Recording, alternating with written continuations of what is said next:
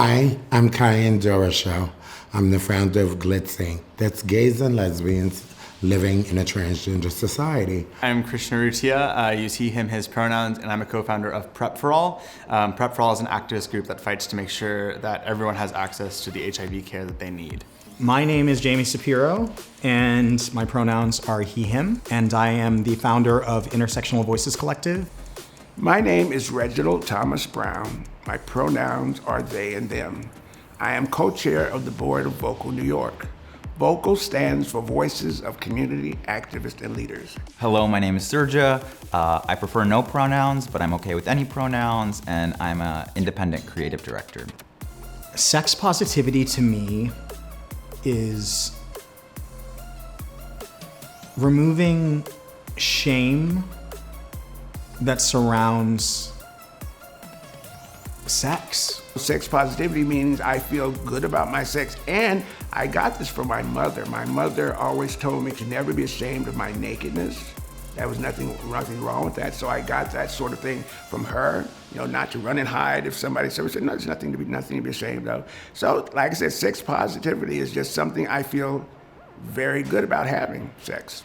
We can have sex in so many different, really good, fun, exciting ways. Sex positivity is essential for us as a queer community. Consent, I think, goes hand in hand with sex positivity. I think the earlier we start learning about sex, the earlier that we start embracing sex and sexuality as a piece of our existence and something that makes us who we are and something that we do have free reign to explore, and it only makes us a more versatile, for lack of a better word, individual. I think one of the biggest fatal flaws in the way that we've dealt with sex work in this country is consistently passing laws and doing things that invalidate the rights of sex workers without actually including sex workers in those discussions.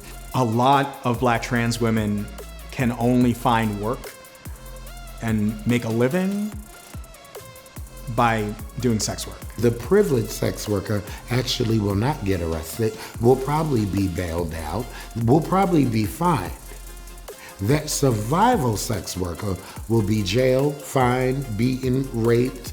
The list goes on and on. We're not listening to the people who are most affected by a lot of these things, and we're not respecting them and letting them do their jobs and live their lives with dignity. It is very important for people in our society to embrace radical sex positivity because it is a part of life. I think that we embrace, in the United States, we embrace radical violence on an everyday basis through the films that we see, through just the content, to the conversations that we have. I think that sexuality is something that has been so stigmatized, and the moment we start having more conversations about it, again, I really think this connects to the conversations of consent. I think it allows us from a very young age to start understanding sex as something that is not dirty and secretive and that we have to push to the side and not discuss, but it allows it to be something that we talk about openly. The stigma around sex work is gonna start kind of crumbling down. How many college kids have went through school and paid it off because they were sex workers?